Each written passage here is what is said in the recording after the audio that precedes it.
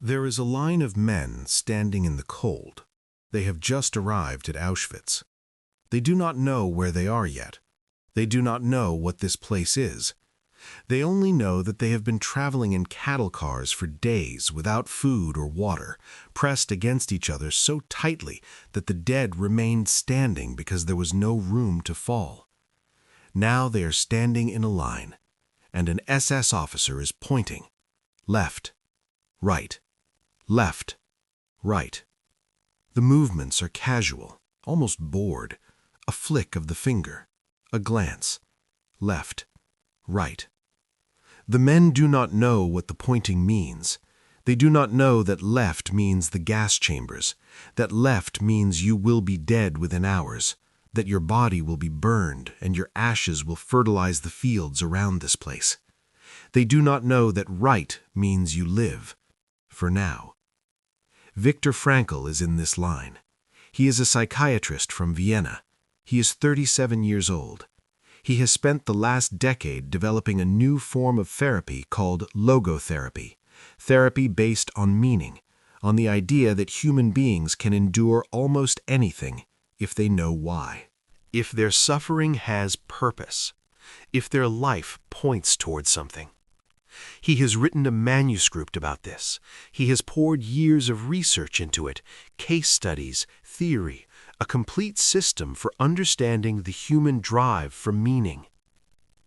And he has sewn this manuscript into the lining of his coat, because if he can just save that, if he can just preserve his life's work, then everything will be worth it. The journey in the cattle car, the terror, the uncertainty, all of it will mean something if he can just keep the manuscript safe.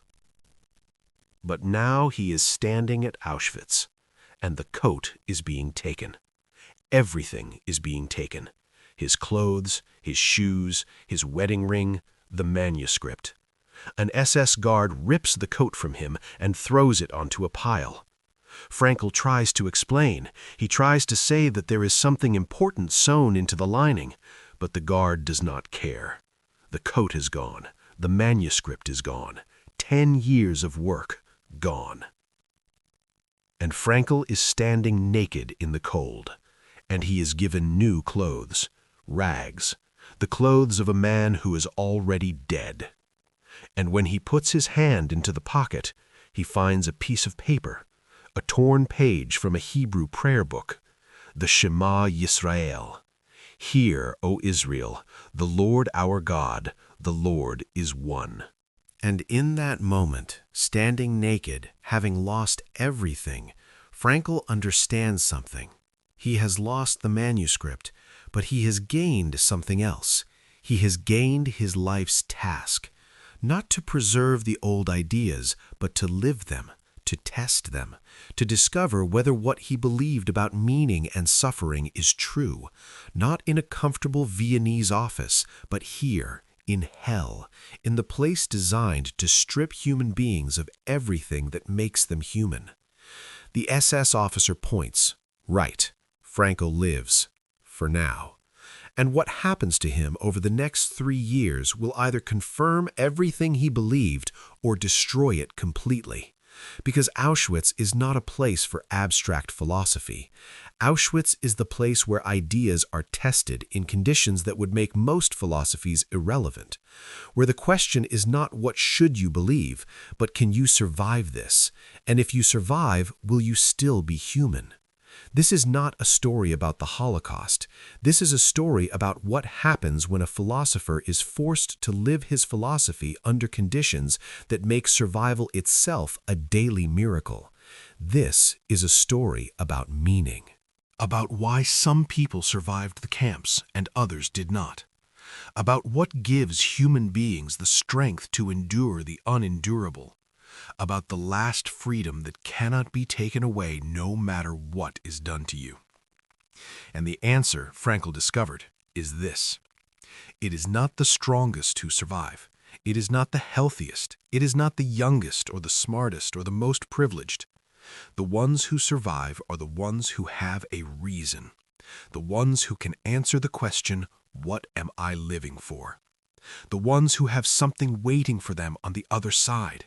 Not necessarily something real, not necessarily something they will ever reach, but something that gives their suffering meaning. Something that makes today's pain point toward tomorrow's purpose. And if you do not have that, if you cannot answer that question, you will die. Not from the gas chambers, not from starvation, not from disease. You will die from hopelessness, from the collapse of the will to live, from what the prisoners called giving up. And giving up in Auschwitz meant you were dead within days. Frankl watched this happen. He watched men who were physically strong simply lie down and refuse to get up. He watched them smoke their last cigarette, even though cigarettes were currency, even though you could trade a cigarette for bread. When a man smoked his last cigarette, everyone knew. It meant he had decided. It meant he had given up, and within 48 hours, he would be dead. And Frankl asked why. What is the difference between the man who lies down and the man who keeps getting up? What is the difference between the man who gives up and the man who survives? And the answer he found was meaning. Not happiness, not pleasure, not comfort. Meaning. The belief that your suffering is pointing toward something, that it is not random, that it is not pointless, that even in hell, even when everything has been taken from you, your life still matters. Not because of what you have, but because of what you are living for. This is what Frankl discovered in Auschwitz, and this is what he spent the rest of his life teaching, that the primary drive of human beings is not pleasure, it is not power, it is meaning. And if you have meaning, you can endure almost anything. And if you do not have meaning, even the easiest life will feel unbearable. This is not optimism. This is not positive thinking. This is not everything happens for a reason. This is something harder. This is the recognition that suffering is inevitable, that life will break you, that you will lose what you love, that you will face pain you did not choose and cannot avoid. And the question is not, how do I avoid suffering? The question is, how do I make my suffering meaningful? Because you cannot avoid it, but you can choose what it means. And that choice, Frankl says, is the last of the human freedoms, the one freedom that cannot be taken away no matter what is done to you. Before Auschwitz, Frankl believed he knew what meaning was. He had spent years developing logotherapy, a therapeutic approach based on the idea that human beings are primarily motivated by the search for meaning. Not pleasure, as Freud believed, not power, as Adler believed, but meaning, purpose, the sense that your life is pointing towards something that matters. And he had written it all down, the case studies, the theory, the techniques, a complete manuscript, his life's work. And when the Nazis came, when it became clear that he would be deported, he made a decision. He sewed the manuscript into the lining of his coat, because if he could just save that, if his ideas could survive even if he did not, then everything would be worth it. The suffering, the terror, the separation from everyone he loved, all of it would have meaning if the manuscript survived. But the manuscript did not survive. It was taken, burned, lost, and Frankl was left with nothing. No clothes, no possessions, no proof that he had ever been anyone other than a number tattooed on his arm. And in that moment of total loss, something shifted. He realized that the manuscript was not the point. The ideas were not meant to be preserved on paper. They were meant to be lived. And Auschwitz was the place where he would have to test whether everything he believed about meaning was true. Because it is easy to talk about meaning when your life is comfortable. It is easy to say that humans are driven by purpose when you are sitting in a warm office listening to patients describe their existential anxieties. But what happens when you are stripped of everything? When you are starving? When you are watching people die around you every day? When you are reduced to a number, a body, a thing to be worked until it breaks? Does meaning still matter then? Can it still sustain you? Or is it just a nice idea that collapses under the weight of real suffering? Frankl discovered that meaning matters even more in suffering, especially in suffering, because suffering without meaning is unbearable. It is not the suffering itself that destroys people. It is the sense that the suffering is pointless, that it means nothing, that it is just random cruelty, random pain, and you are enduring it for no reason at all. That is what breaks the human spirit, not the pain itself, but the meaninglessness of the pain. And so Frankl's task became clear. He had to find meaning in Auschwitz. Not the meaning of Auschwitz, as if there could be some cosmic justification for the Holocaust, but the meaning of his life within Auschwitz, the meaning of his suffering, the meaning of each day, each moment, each choice he still had the power to make. And the first choice was this: he could give up, or he could decide that his suffering had a purpose, that he was living through this hell for a reason. And the reason he chose was simple. He would survive. He would get out, and he would rewrite the manuscript, not from memory, though he would try to remember as much as he could, but from experience, from having lived the ideas under conditions that tested them to their absolute limit. The new manuscript would not be theory, it would be testimony. It would be proof that meaning is not just an idea. It is the force that keeps you alive when everything else is trying to kill you. This decision did not make the suffering easier. It did not make him less hungry. It did not protect him from the cold or the beatings or the constant threat of death. But it gave him a reason to get up in the morning. It gave him a reason to endure one more day. It gave him something to live for. And that something, fragile and abstract as it was enough. But Frankl also noticed something else. He noticed that he was not the only one who needed a reason. Every prisoner needed one. And the ones who had a reason survived longer. And the ones who did not have a reason gave up. And when they gave up, they died. Not immediately, but inevitably, and Frankl began to ask them, what are you living for? What is waiting for you? What do you still need to do? And some of them had answers, and some of them did not. And the ones who had answers survived, and the ones who did not, did not.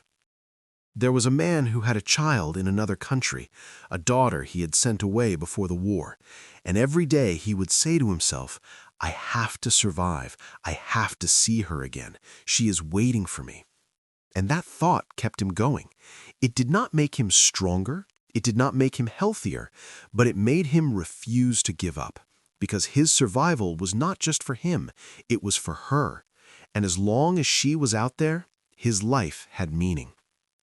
There was another man who was a scientist. He had been working on a theory before the war, and he believed that if he could just get out, if he could just survive, he could finish the work. And that belief sustained him, not because the theory was so important, but because it gave him a reason to live. It gave his suffering a direction. It made today's pain point toward tomorrow's purpose.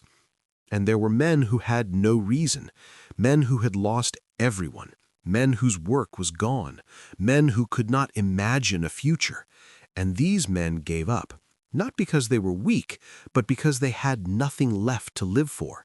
And without a reason, the body simply stops fighting. The will to live collapses, and death comes quickly. Frankl saw this pattern again and again, and it confirmed what he had always believed, that meaning is not a luxury. Meaning is not something you pursue after your basic needs are met. Meaning is a basic need. It is the most basic need. More basic than food, more basic than safety. Because you can endure hunger if you know why you are hungry. You can endure pain if you know why you are suffering. But you cannot endure meaninglessness. You cannot survive if your life has no purpose. And this is true not just in Auschwitz. This is true everywhere. This is true in your life right now. Because the question Frankl is asking is not just a question for people in concentration camps. It is a question for anyone who is suffering, for anyone who has lost something, for anyone who is facing pain they did not choose.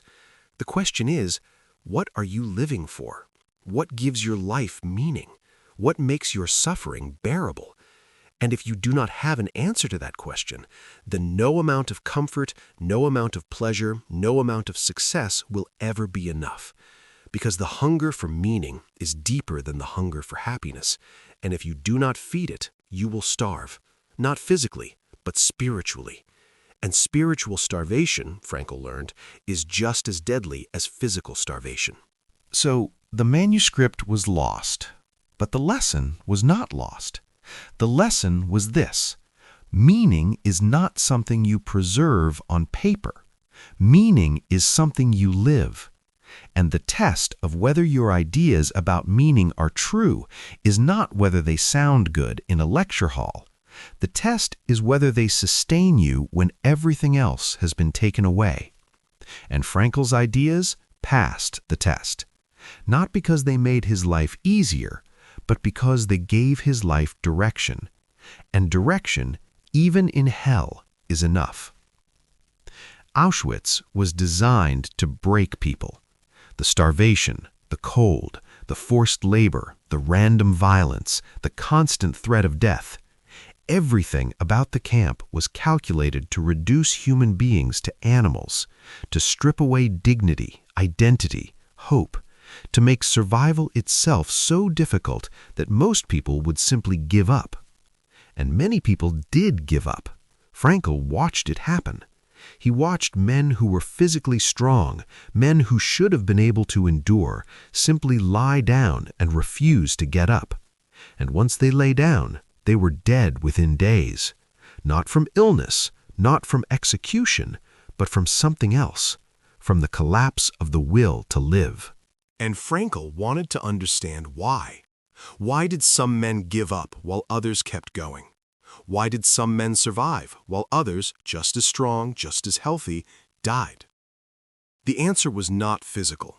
The strongest did not always survive. The youngest did not always survive. The healthiest did not always survive. Survival was not about the body. Survival was about the mind. Survival was about having a reason. The men who survived were the ones who had something waiting for them, something to live for, something that made their suffering meaningful. It did not matter if that something was real or imagined. It did not matter if they would ever reach it. What mattered was that it existed, that it gave their life direction, that it made today's pain point toward tomorrow's purpose. Frankl saw three types of reasons that kept people alive. The first was work, unfinished work, a project, a task, something they needed to complete. For Frankl, it was the manuscript. He had to survive so he could rewrite it, so he could share what he had learned, so his ideas could reach the world. And that task, abstract as it was, kept him going. Every day he would think, I have to survive, I have to finish the work. And that thought was enough.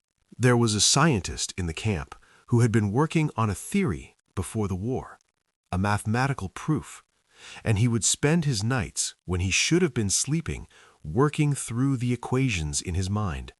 He had no paper, he had no pencil, but he had his mind. And every night he would work on the proof, and every morning he would get up, because the work was not finished.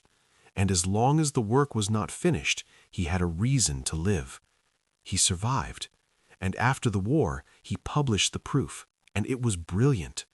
But the brilliance was not the point. The point was that it gave him something to live for when everything else had been taken away. The second reason was love. A person waiting, a wife, a child, a mother, someone who needed them to survive, someone who would be devastated if they died, someone whose existence made their own existence necessary. This was the most powerful reason, because it was not abstract, it was concrete. There was a face, a name, a person who was real. Frankl had his wife, Tilly. He did not know if she was alive. He did not know where she was. He did not even know if she was in a camp or if she had been killed. But he thought about her every day. He imagined conversations with her. He pictured her face. He held on to the belief that she was out there somewhere, waiting for him, and that belief sustained him. not because it was true. She was not alive. She had been killed in Bergen-Belsen. But Frankl did not know that, and the not knowing allowed him to hope, and the hope kept him alive. There was a man in the camp who had a young daughter. He had sent her to England before the war, and every day he would say to himself, "She is waiting for me. She needs me. I have to survive." And that thought was enough.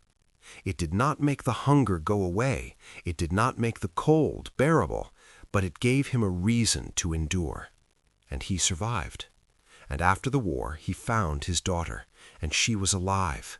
And the reunion justified every moment of suffering, not because the suffering was good, but because the suffering had led to this, to being with her again.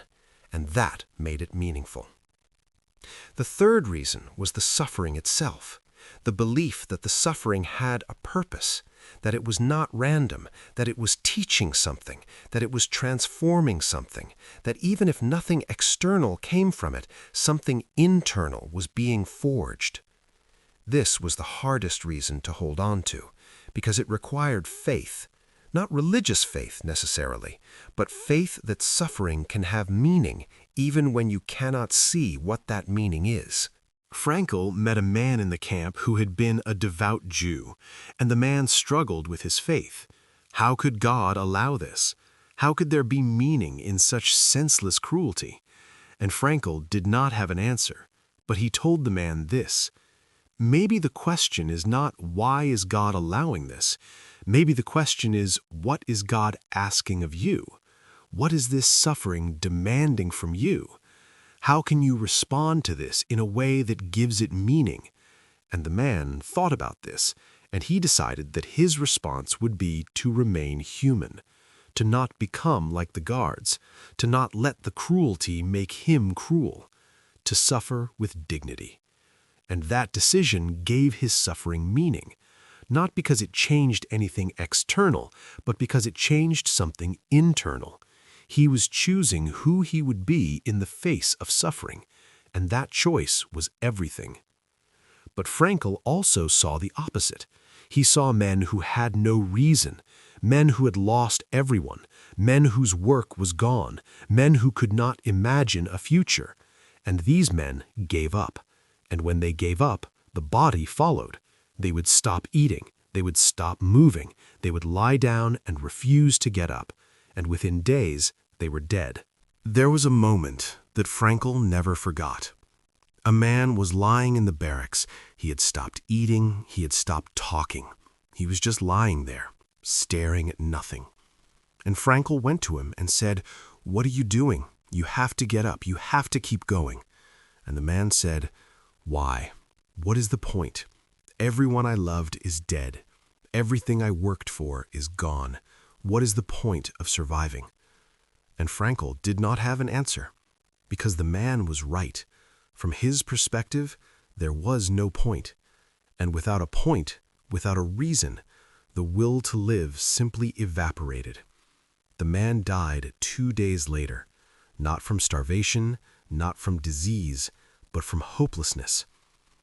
And this is what Frankl learned, that the body can endure almost anything if the mind has a reason. But if the mind has no reason, the body gives up. And this is not weakness. This is not failure. This is the human need for meaning expressing itself in the most extreme way possible. Because we are not just biological organisms. We are meaning-making organisms. And if we cannot make meaning, we cannot survive. And this is true not just in concentration camps. This is true in your life, right now.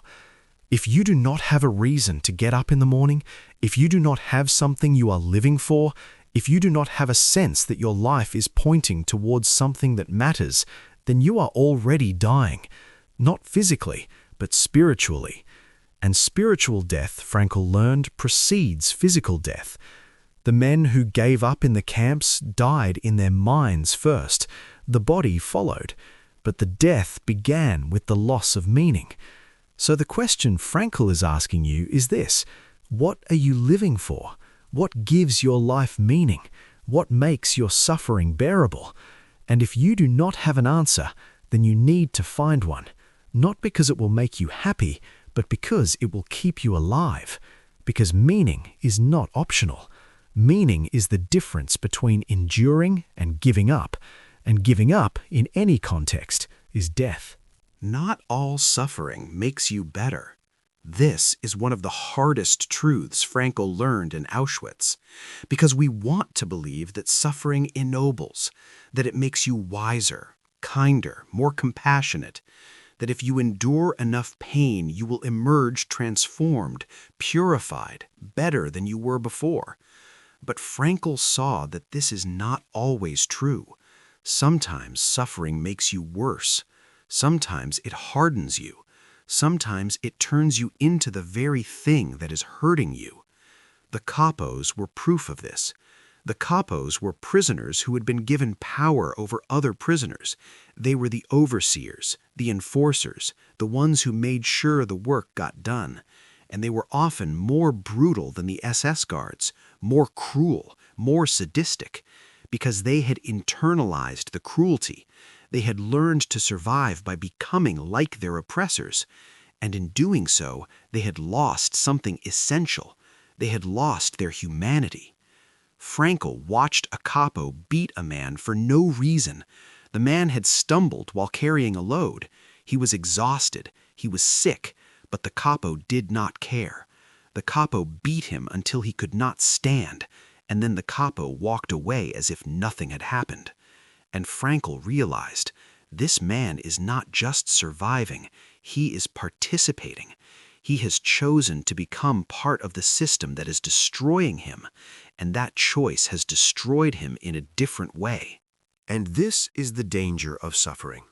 Suffering in itself does not make you better. Suffering is neutral. What matters is how you suffer. What matters is the attitude you take toward your suffering. And if you respond to suffering by becoming hard, by becoming cruel, by becoming bitter, then the suffering has won. It has not just hurt your body, it has destroyed your soul. Frankl saw this pattern everywhere. He saw prisoners who stole bread from each other. He saw prisoners who betrayed each other to the guards for small privileges. He saw prisoners who gave up on kindness, on compassion, on basic human decency because they believed that survival required it. And maybe it did. Maybe being kind in Auschwitz was a luxury most people could not afford. But Frankl also saw the opposite. He saw prisoners who shared their last piece of bread. He saw prisoners who comforted the dying. He saw prisoners who risked their own lives to help others. And these prisoners were not stronger, they were not healthier, they were just making a different choice. And the choice was this: will I let this suffering destroy who I am, or will I use this suffering to define who I am? Will I let the cruelty make me cruel, or will I remain human in the face of cruelty? Will I give up on meaning, on dignity, on the belief that how I act still matters? Or will I hold on to those things, even when holding on to them seems pointless? Frankl tells a story about an SS guard. One day, this guard approached him secretly and slipped him a piece of bread. It was a small piece, but in Auschwitz, it was everything. And the guard did not say anything. He just gave Frankl the bread and walked away. And Frankl never saw him again, but he never forgot him. Because that guard, in that one small act, had proven something. He had proven that even here, even in the heart of a system designed to eliminate humanity, choice still existed.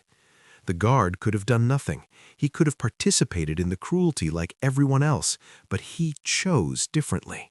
And that choice, small as it was, mattered. And there was a prisoner who gave away his last piece of bread. He was dying, everyone knew it, and he had saved a small piece of bread, and instead of eating it himself, he gave it to another prisoner who was also dying. And the man who received the bread asked, "Why? You need this more than I do." And the dying man said, "Because I want to die human." And he did.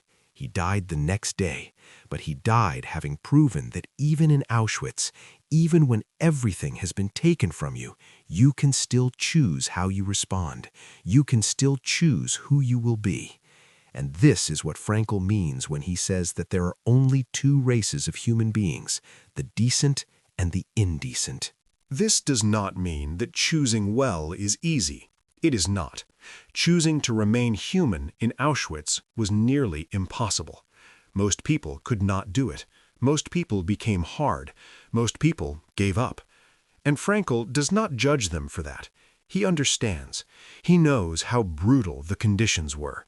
He knows how difficult it was to hold on to meaning, on to dignity, on to the belief that your choices still mattered when everything was telling you that they did not. But he also knows that some people did hold on. Some people did remain human. And those people proved something. They proved that suffering does not have to destroy you, that you can endure the worst conditions imaginable and still maintain your integrity, that you can be stripped of everything external and still have something internal that cannot be touched. And that something is your freedom to choose your attitude, your freedom to decide what your suffering will mean, your freedom to be who you are no matter what is done to you. And this is the gift Frankl offers, not the false comfort that suffering is good or that everything happens for a reason, but the harder truth that suffering is inevitable and that what matters is how you respond to it, that you cannot control what happens to you, but you can control what it means. And that control, that freedom, is absolute. It is the one thing that remains when everything else has been taken, and it is enough. This does not mean that choosing well is easy. It is not. Choosing to remain human in Auschwitz was nearly impossible. Most people could not do it. Most people became hard. Most people gave up. And Frankl does not judge them for that. He understands. He knows how brutal the conditions were. He knows how difficult it was to hold on to meaning, on to dignity, on to the belief that your choices still mattered when everything was telling you that they did not. But he also knows that some people did hold on. Some people did remain human. And those people proved something. They proved that suffering does not have to destroy you, that you can endure the worst conditions imaginable and still maintain your integrity, that you can be stripped of everything external and still have something internal that cannot be touched. And that something is your freedom to choose your attitude, your freedom to decide what your suffering will mean, your freedom to be who you are no matter what is done to you. And this is the gift Frankl offers, not the false comfort that suffering is good or that everything happens for a reason, but the harder truth that suffering is inevitable and that what matters is how you respond to it, that you cannot control what happens to you, but you can control what it means. And that control, that freedom, is absolute. It is the one thing that remains when everything else has been taken, and it is enough. There is a space between what happens to you and how you respond. In that space is your freedom. In that space is your humanity. In that space is the last thing that cannot be taken from you no matter what is done to you. Frankl discovered this space in Auschwitz, and it saved his life, not because it made his suffering easier, but because it gave him something that the guards could not touch. Everything else could be taken: his clothes, his possessions, his manuscript, his name, his identity. His body could be starved, beaten, worked until it broke. But there was one thing they could not take. They could not take his freedom to choose his attitude. They could not control what his suffering meant to him. They could not force him to become bitter, to become cruel, to give up on meaning. That was his choice, and no one could make it for him. Frankl tells the story of the day he realized this. He was standing naked, being mocked by guards. They were laughing at him, making crude jokes, treating him like an animal. And he felt the rage rising in him, the humiliation, the desire to fight back, to lash out, to do something, anything to assert his dignity. But he could not. If he fought back, he would be killed. So he stood there, and he felt powerless. But then something shifted. He began to imagine himself in the future, years from now, standing in a lecture hall, teaching about this moment, explaining to students what he had learned from this experience. And in that imagining, something happened. He detached. He stepped outside the moment. He became an observer of his own suffering. And in that detachment, he found freedom. Because he realized, they control my body, but they do not control my mind. They can force me to stand here, but they cannot force me to feel humiliated. They cannot force me to internalize their cruelty. They cannot force me to believe what they are telling me about myself. I can choose what this moment means. I can choose to see it as a test, as a lesson, as something that will one day be useful. And in that choosing, I am free. This is not denial. This is not pretending the suffering is not real. The suffering was real. The humiliation was real. The brutality was real. But Frankl was choosing what it meant. And that choice, that tiny space between stimulus and response, was the last freedom. And it was absolute. Viktor Frankl was not inventing this idea. He was rediscovering something that philosophers have known for thousands of years. The Stoics understood this. Epictetus, who was himself a slave, taught that there are things you can control and things you cannot control. You cannot control what happens to you, but you can control how you respond. Marcus Aurelius, the Roman emperor, wrote in his private journal, "You have power over your mind, not outside events. Realize this, and you will find strength." But Frankl was testing this idea under conditions far more extreme than anything the Stoics faced, and he discovered that it holds. Even in Auschwitz, even when you are being systematically dehumanized, even when every external condition is designed to break you, you still have this space, this freedom, this choice. And the choice is not just about maintaining your dignity. The choice is about meaning. Because if you can choose your attitude, then you can choose what your suffering means. You can decide whether your suffering is pointless or purposeful, whether it is just random cruelty or whether it is shaping you into something, whether it is destroying you or whether you are using it to define yourself. Frankl calls this tragic optimism.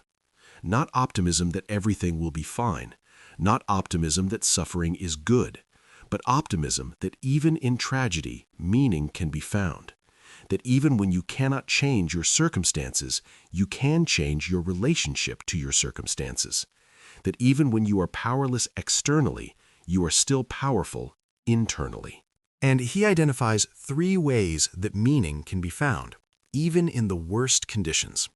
3 sources of meaning that remain available no matter what is taken from you. The first is through work, through creating something, through contributing something, through doing something that matters. For Frankl, it was the manuscript. He had to survive so he could rewrite it, so he could share what he was learning, so his suffering could teach something. And that task, abstract as it was, gave his suffering direction. It made today's pain point toward tomorrow's purpose, and that was enough. The second is through love, through experiencing something or encountering someone, through connection, through beauty, through the belief that there is something or someone worth living for. Frankl thought about his wife every day. He did not know if she was alive, but he loved her, and that love sustained him. Not because it changed anything external, but because it gave him something to hold on to, something that the guards could not touch. And he writes about this in a way that is almost unbearable in its beauty. He says, "Love goes very far beyond the physical person of the beloved. It finds its deepest meaning in the spiritual being, the inner self. Whether or not the beloved is actually present, whether or not they are alive at all, somehow ceases to be of importance. And this is profound, because Frankl is saying that love is not dependent on the physical presence of the beloved. Love is the recognition of the other's essence, and that essence cannot be destroyed. It exists independently of circumstances, and as long as you can hold that essence in your mind, as long as you can connect to it, the love remains, and the love gives meaning, and the meaning sustains you. The third source of meaning is through the attitude you take toward unavoidable suffering. This is the hardest one, because it requires you to accept that some suffering cannot be avoided, cannot be changed, cannot be fixed. And the question is, what will you do with that suffering? Will you let it destroy you, or will you let it define you? Will you become bitter, or will you become deeper? Will you give up on meaning, or will you find meaning in the very act of enduring? Frankl met a woman in the camp who was dying. She knew she would be dead within days, and he visited her in the infirmary, and he expected her to be devastated, to be angry, to be railing against the injustice of dying here, in this place, in this way. But she was not. She was calm, almost peaceful, and he asked her how she could be at peace. And she said, "I am grateful that fate has hit me so hard. In my former life, I was spoiled and did not take spiritual accomplishments seriously. Now I know why I am suffering. This suffering has taught me something I would never have learned otherwise." And then she pointed to a tree outside the window, a single tree, and she said, "This tree is the only friend I have in my loneliness. I often talk to it." And Frankl asked, "Does it reply?" And she said, "Yes. It says to me, I am here. I am here. I am life, eternal life." She died 2 days later, but she died having found meaning, not because her suffering was good, but because she had chosen what it meant. She had decided that it was teaching her something, that it was deepening her, that it was connecting her to life in a way she had never been connected before. And that choice transformed her suffering from something that was destroying her into something that was completing her. And this is what Frankl means by the last freedom. You cannot always control what happens to you, but you can always control what it means. And that control is absolute. It is the one power that remains when all other power has been taken. And it is enough, not to make you happy, not to end your suffering, but to make your suffering bearable, to give it direction, to give it meaning. And meaning, even in hell, is enough. After Auschwitz, after liberation, after Frankl returned to Vienna and learned that his mother, his father, his brother, and his wife had all been killed, he faced a choice. He could give up. He could say, "I survived, but everything I loved is gone. What is the point?" Or he could decide that his survival had meaning, that he had lived for a reason, that his task now was to share what he had learned, to turn his suffering into something that could help others. He chose the second path. And 9 days after his liberation, he began dictating a book. He dictated it in a frenzy. He barely slept. He barely ate. He just spoke, and a secretary typed. And what emerged was Man's Search for Meaning, a book that would eventually be translated into dozens of languages, a book that would sell millions of copies, a book that would be named one of the 10 most influential books in America. But Frankl did not know any of that when he was dictating it. He just knew that he had to write it, that he had to share what he had learned, that his suffering would be meaningless if he did not turn it into something. And what he wrote was not just a memoir, it was a philosophy, a complete system for understanding human motivation. And the central claim was this: human beings are not primarily driven by the will to pleasure or the will to power. Human beings are driven by the will to meaning, the need to believe that your life matters, that your existence has purpose, that you are here for a reason. Freud had said that humans are driven by the pleasure principle, that we seek pleasure and avoid pain. And yes, Frankl said, we do seek pleasure. But pleasure is not enough. You can have all the pleasure in the world and still feel empty, still feel like something is missing. Because what you are missing is not pleasure. What you are missing is meaning. And if you do not have meaning, no amount of pleasure will fill the void. Adler had said that humans are driven by the will to power, that we seek superiority, dominance, control. And yes, Frankl said, we do seek power, but power is not enough. You can have all the power in the world and still feel lost, still feel like your life is pointless, because power without meaning is just control for its own sake, and that does not satisfy the deepest human need. The deepest human need, Frankl said, is meaning. The need to believe that your life is pointing towards something, that your existence makes a difference, that you are living for something beyond yourself. And if you have that, you can endure almost anything. And if you do not have that, even the easiest life will feel unbearable. And Frankl had proof. He had watched it in the camps. The men who survived were not the ones who were strongest or healthiest. The men who survived were the ones who had a reason, the ones who had meaning. And the men who gave up were the ones who had lost their reason, who had lost their meaning. And without meaning, they simply stopped fighting, and they died. But this is not just true in concentration camps. This is true everywhere. This is true in your life right now. And Frankl began to see this in his patients after the war. He would see people who had everything, good jobs, loving families, financial security, but they were miserable, depressed, anxious, feeling like their life had no point. And he would ask them, "What are you living for?" And they would not have an answer. He called this the existential vacuum, the sense of emptiness that comes from living a life without meaning, and he argued that this was the central illness of modern life, not that people are suffering from external deprivation, but that they are suffering from internal meaninglessness. They have everything they need to survive, but they have nothing to live for. And that absence, that void, creates unbearable psychological pain. And this pain manifests in different ways. Sometimes it manifests as boredom.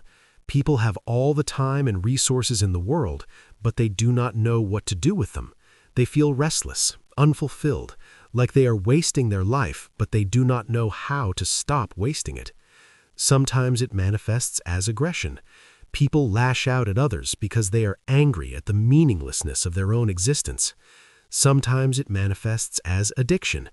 People try to fill the void with substances, with behaviors, with anything that will make them feel something, anything other than this gnawing sense that their life does not matter. And Frankl had a term for the depression that hits people on weekends or during vacations.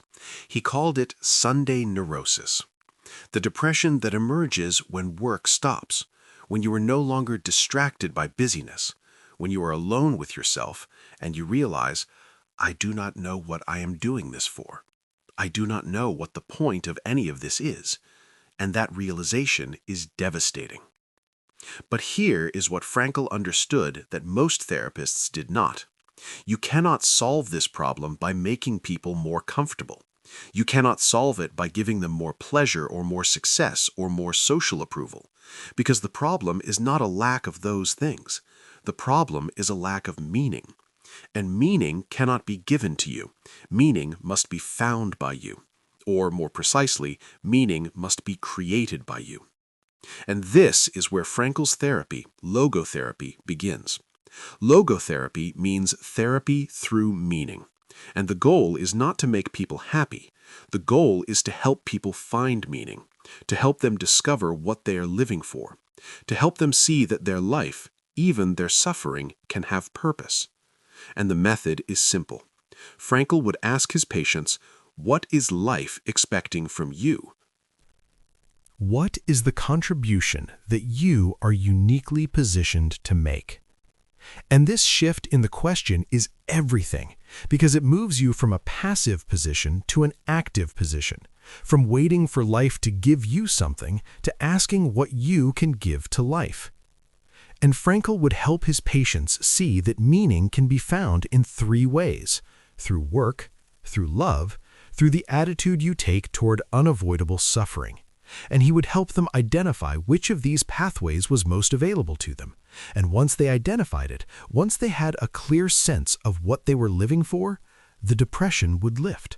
Not because their circumstances changed, but because they now had a reason, and a reason is enough. There is a story Frankl tells about a man who came to him deeply depressed. The man was unemployed, he had no sense of purpose, his days were empty. And Frankl asked him, "If you had meaning, what would you be doing?" And the man said, "I would be working with youth, helping them, teaching them, giving them guidance." And Frankl said, "So do that. Volunteer. Find a youth center, start helping." And the man said, "But I have no money, I have no credentials, I have no official position." And Frankl said, "Meaning does not wait for credentials. Meaning does not wait for the perfect conditions. Meaning is available now. If you believe working with youth would give your life purpose, then start. Do not wait for someone to give you permission. Give yourself permission." And the man did. He started volunteering at a local youth center, and within weeks his depression lifted. Not because he was being paid, not because he had official recognition, but because he had a reason to get up in the morning. He had something to live for. And that was enough. And this is the core of Frankl's teaching. Meaning is not something you find by looking for it directly. Meaning is something that emerges when you commit to something beyond yourself, when you stop asking what you can get from life and start asking what you can give to life. And when you make that shift, when you orient your life around contribution rather than consumption, around purpose rather than pleasure, everything changes. Not because your circumstances improve, but because your relationship to your circumstances transforms. And this is not just therapy. This is philosophy. This is a complete theory of what it means to be human. And the theory is this: you are not a machine driven by pleasure or power. You are a meaning-making being. And if you do not have meaning, you will suffer. Not because life is hard, but because life without meaning is unbearable. And the solution is not to make life easier. The solution is to make life meaningful. And that is always possible, even in the worst circumstances, even in Auschwitz, even now. Frankl had a patient who was a widower. The man's wife had died, and he was in unbearable grief. He came to Frankl asking how to go on, how to live with this pain, how to make sense of a world that no longer had her in it. And Frankl did not give him platitudes. He did not tell him that time heals all wounds or that everything happens for a reason. He asked him a question. He said, "What would have happened if you had died first? If she had survived you instead of you surviving her?" And the man thought about it, and he said, "She would have suffered terribly. She loved me so much. She would have been devastated." And Frankl said, "You see, by surviving her, by being the one who is left, you have spared her that suffering. Your suffering now is the price you pay so that she did not have to suffer. You are suffering for her, and that gives your suffering meaning." And the man sat with this, and his grief did not disappear. Grief does not disappear, but something shifted. The suffering was no longer pointless. It was no longer just random pain. It had become an act of love. He was enduring this so that she did not have to. And that reframing, that shift from why me to what for, transformed his relationship to his grief. It did not make it easier, but it made it bearable. This is what Frankl means when he says that suffering ceases to be suffering when it finds meaning, not because it stops hurting, but because it stops being pointless. Because suffering without meaning is unbearable. It is just pain for its own sake, random, senseless, a cosmic joke. But suffering with meaning is something else. It is pain that is pointing towards something, pain that is shaping something, pain that has a purpose even if you cannot see what that purpose is. And Frankl is very clear about this. He is not saying that all suffering is meaningful. He is not saying that you should seek out suffering or romanticize it. He is saying that when suffering is unavoidable, when you cannot change it or escape it, then the question becomes, how will you respond to it? Will you let it destroy you, or will you find a way to make it meaningful? And there are two kinds of suffering. There is avoidable suffering, and there is unavoidable suffering. And the difference matters. Because if suffering is avoidable, you should avoid it. If you are in a bad relationship, you should leave. If you are in a job that is destroying you, you should quit. If you are engaging in self-destructive behavior, you should stop. You do not need to make that suffering meaningful. You need to end it.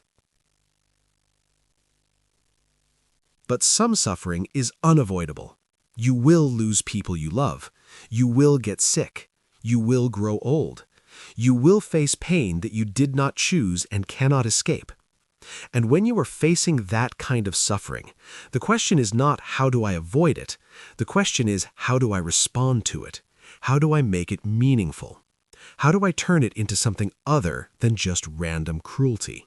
And Frankl gives you two questions to ask when you are in unavoidable suffering. The first question is, why me?